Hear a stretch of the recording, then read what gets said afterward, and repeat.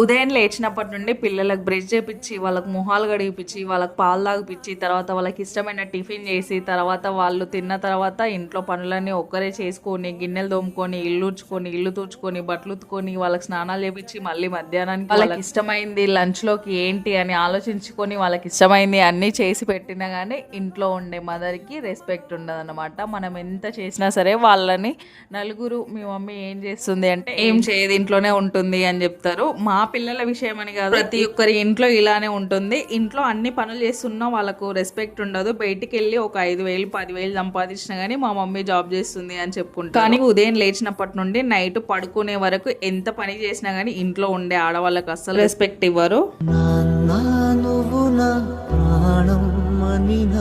సరిపోదట మాట నాన్నకై ప్రాణం ఇవ్వను.